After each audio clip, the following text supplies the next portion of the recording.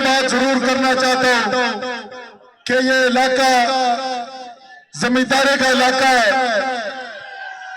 यहाँ के मेहनत कश धरती चीर कर अपने मुल्क के लिए खुराक पैदा करते हैं।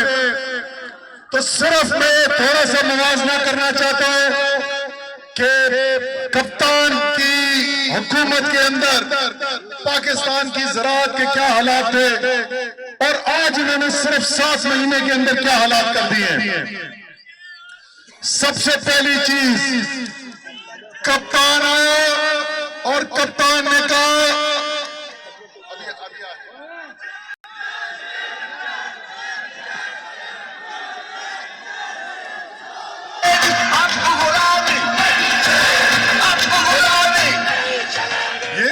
ये वैसे तुम ज्यादती कर रहे हो, नाम सिर्फ एक बंदे को ले रहे हो, हालांकि तुम्हें पता है कि पूरा टक्कर चेयर है। सरकार ना मंजूर ना मंजूर है, सरकार ना मंजूर ना मंजूर।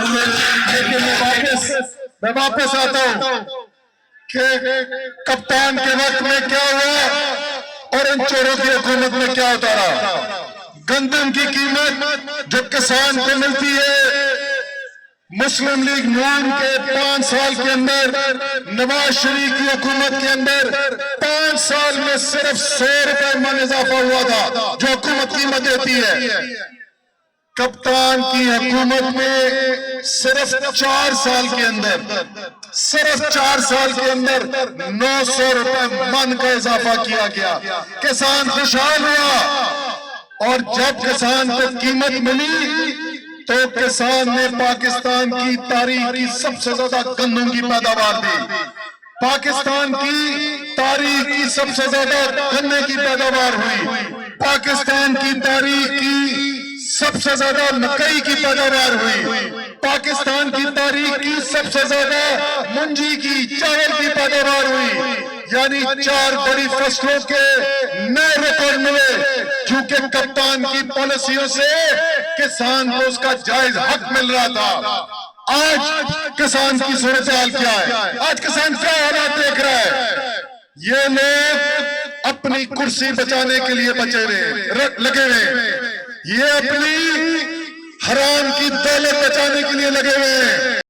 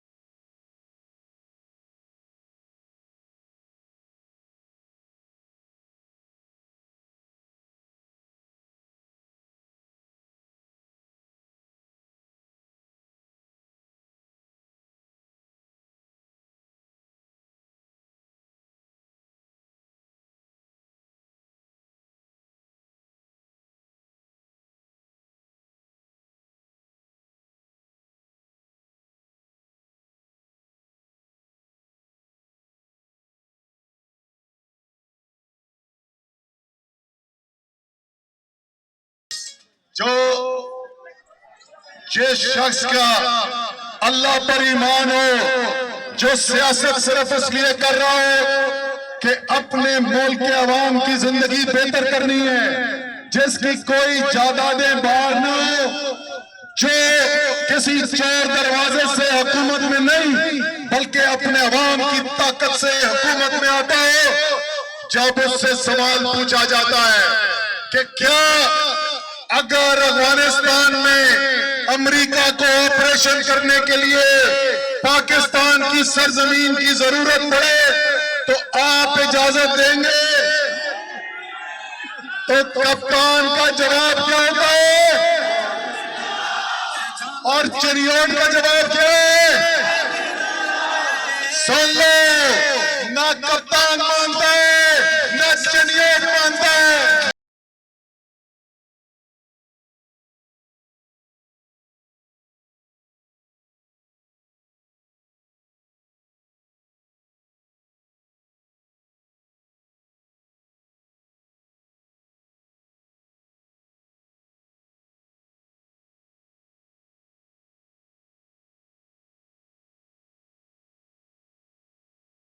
बिल्कुल गुलाम नहीं है, लेकिन खास तौर पर नौजवानों ये जरा सा समझो कि ये जो 75 साल से हम सुनते आ रहे हैं पाकिस्तान जी बड़ा कमजोर मुल्क है। देखे ताकत, बच्चा ये झंडा नीचे कर लो, पीछे नहीं जा रहा। अब सिर्फ अभी नीचे करना है, वरना किसी के कहने के ऊपर झंडा नहीं नीचे होने देना। ये जो हम सुनते आ रहे हैं ना, ओ जी पाकिस्तान जो है देखिए इसके वसाइल कम है, पाकिस्तान कमजोर मुल्क है, हमें ताकतवर मुल्कों के सामने जरा सर नीवा करके जिंदगी गुजारनी है। पाकिस्तान कमजोर नहीं है नौजवानों, अल्लाह ताला ने इस मुल्क को सब कुछ दिया हुआ है।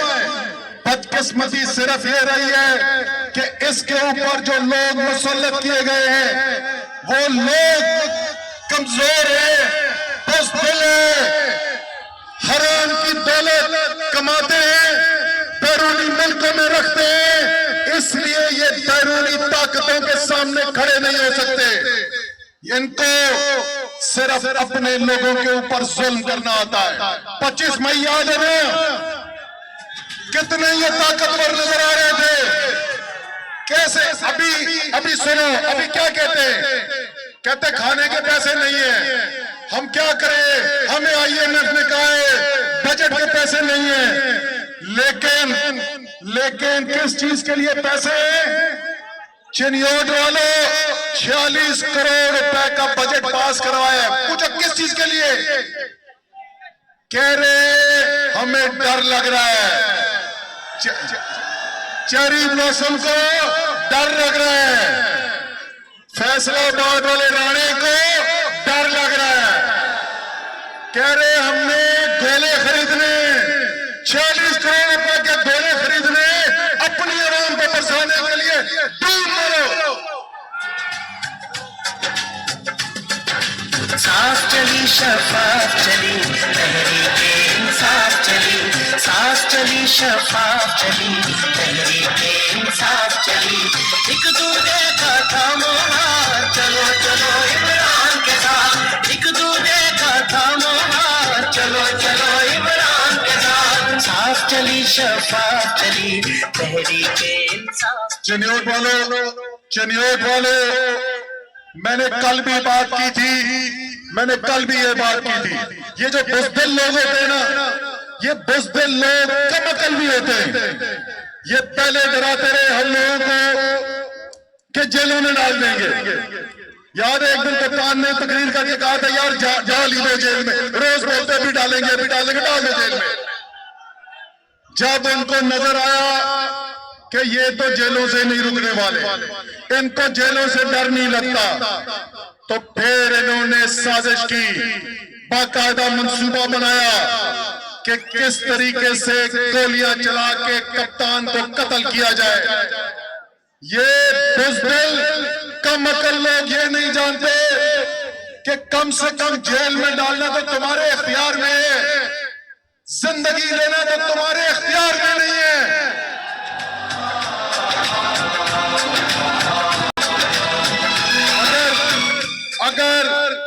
अगर किसी चीज से डराना चाहते हो, कम से कम हमें मौत से न डरो। मौत अल्लाह के हाथ में, तुम्हारे हाथ में नहीं है। झुकना है ना डरना है, अब तो आगे बढ़ना है। झुकना है ना डरना है, अब तो आगे बढ़ना है। खोल दो सोच की बंद गली, साफ चली, साफ चली, शफाफ चली। इसमें इमरान के साथ चलो चलो, इमरान के साथ चलो चलो, इमरान के साथ चलो चलो, इमरान के साथ। मैं पहले ये शाह साहब आपकी मैं तकरीर सुन रहा था, तो शाह साहब ने कहा कि हमने पेट्रोल किसी को नहीं दिया था। शाह साहब अगर आप बोलते थे डीजल नहीं दिया था तो आवाम ने और नहीं देना चाहा। जो गाड़ियों में डालने वाला डीजल है, जो गाड़ियों में डालने वाला डीजल है वो महंगा होता जा रहा है, और जो सियासत में डीजल है वो सस्ता होता जा रहा है।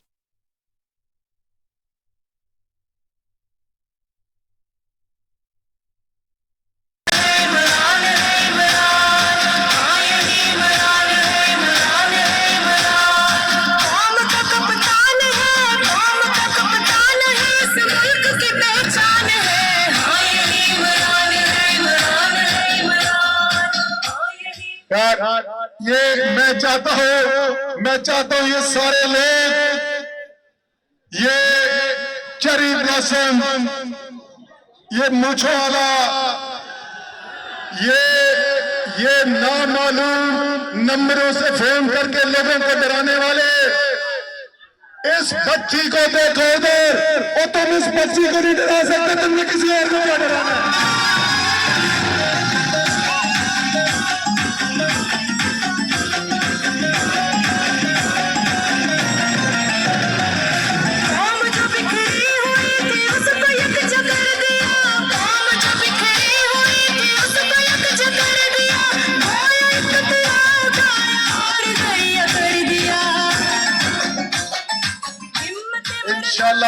इंशाअल्लाह ताला वक्त आ गया है, कप्तान अपनी कॉल देने जा रहा है।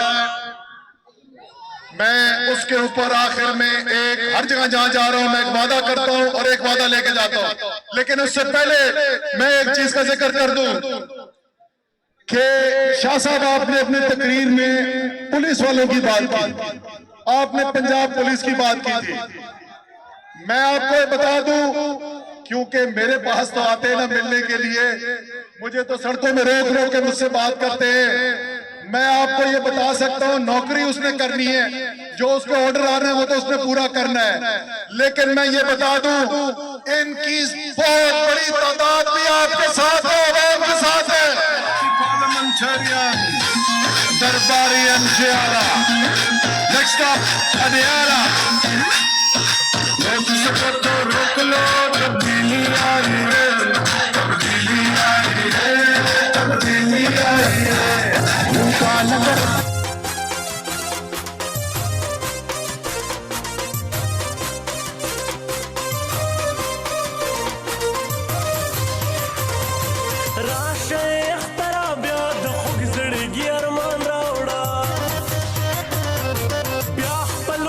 अब आखिर में पहले मेरा वादा, कप्तान अपनी कौम की हकीकी आजादी के लिए गोलियां खाकर भी खड़ा है। ना कप्तान ने रुकना है, ना कप्तान की टीम में रुकना है। हम रुकेंगे, ना डरेंगे, ना झुकेंगे जब तक आप आजाद नहीं होते। अब आपसे वादा लेना है, कप्तान की कॉल आएगी, इस्लामाबाद पहुंचोगे, कप्तान को पैगाम दे दूं जाके चिन्नौट में। मैं कप्तान को जाके बोलने वाला हूं, कप्तान आज चिन्नौट, खास तौर पे चिन्नौट के नौजवानों ने अपने कप्तान के लिए पैगाम भेजा है, और पैगाम ये भेजा है कि कप्तान इन्होंने दब के रखो। पाकिस्तान